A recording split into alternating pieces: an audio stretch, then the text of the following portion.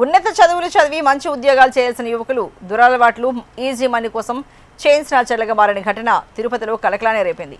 తిరుపతి నెల్లూరు జిల్లాలో వరుస చైన్ స్నాచింగ్లకు పాల్పడుతున్న ముగ్గురు అంతర్జిల్లా నిందితులను తిరుపతి సిసిఎస్ వెస్ట్ పోలీసులు సంయుక్తంగా అరెస్టు చేశారు. వారి వద్ద నుంచి 25 లక్షల రూపాయల విలువైన బంగారు ఆభరణాలు, 2 బైకులు, మొబైల్ ఫోన్లను స్వాధీనం చేసుకున్నారు.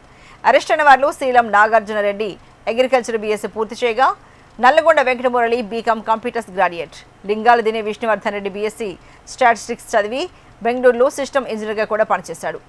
ఆన్లైన్ క్రికెట్ బ్యాటింగ్, విలాసవంతమైన జీవితం కోసం డబ్బు అవసరమై సోషల్ మీడియాలో చైన్ స్నాచింగ్ వీడియోలు చూసి నేరాలకు పాల్పడినట్లు పోలీసులు వెల్లడించారు.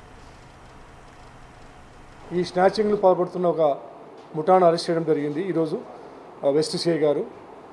దీని యొక్క ముఖ్య సారాంశం ఇంపార్టెంట్ ఏమిటంటే దీంట్లో ఈ చైన్ స్నాచర్స్ ముగ్గురు కూడా గ్రాడ్యుయేట్స్ అనమాట. ఒకరు బీఎస్సీ అగ్రికల్చర్, ఒకరు బీకామ్, ఇంకొకరు బీకామ్ స్టాటిస్టిక్స్. ముగ్గురు కూడా డిగ్రీలు అయిపోయిన తర్వాత ఈ బెట్టింగ్, క్రికెట్ బెట్టింగ్ తర్వాత మిగతా వ్యసనాలకు అలవాటు పడి, విలాసవంతమైన జీవితానికి అలవాటు పడి ఈ డబ్బు కోసం బంగారు ఖరీదు ఎక్కువ ఉంది కాబట్టి చైన్ స్నాచింగ్ చేస్తూ దాని ద్వారా వీళ్ళు ఈ క్రికెట్ బెట్టింగ్లకు తర్వాత లగ్జరీ లైఫ్కి అలవాటు పడాలని చెప్పి ప్లాన్ చేశారు. ముఖ్యంగా వీళ్ళకు మోటివేషన్ ఎక్కడంటే యూట్యూబ్ తర్వాత మిగతా ఛానల్స్లో స్నాచింగ్స్ ఎలా చేయాలా, ఏ విధంగా పారిపోవాలా, అవన్నీ కూడా వీళ్ళు తీసుకొని దాని ప్రకారం ప్లాన్ చేసుకున్నారు.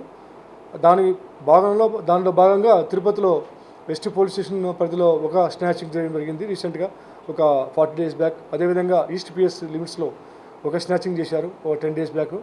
అదేవిధంగా నెల్లూరు పట్టణంలో దాదాపు 5 చేశారు. టోటల్గా వీళ్ళు ఈ బ్యాచ్ వచ్చేసి 7 స్నాచింగ్లు చేశారు. ఒక 2 విఫల ప్రయత్నం చేశారు. అంటే స్నాచింగ్ చేశారు, కాకపోతే చైన్ అక్కడే సీన్లో పడిపోయింది అనమాట. కాబట్టి టోటల్గా వీళ్ళు నెల్లూరు జిల్లా, తిరుపతి జిల్లాలో కలిసి 9 కేసులు ఉన్నాయి వీళ్ళపైన. వీరిపైన గత నేర చరిత్ర లేదు. ఫస్ట్ టైం ఇక్కడ పోలీసులు పట్టుబడడం.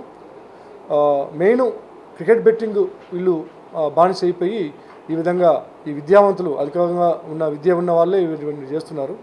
కాబట్టి ఇటువంటి విషయంలో యువత దృష్టి సారించి వ్యసనాలకు లోను కాకుండా ఈ క్రికెట్ బెట్టింగ్ కానీ, గంజాయి కానీ, తర్వాత విలాసవంతమైన జీవితానికి అలవాటు పడకుండా కొంచెం క్రమశిక్షణతో పేరెంట్స్ వాళ్ళ సమక్షంలో ఉంటే ఇటువంటి దుర్వ్యసనాలకు బారిన పడకుండా ఉండే అవకాశం ఉంది.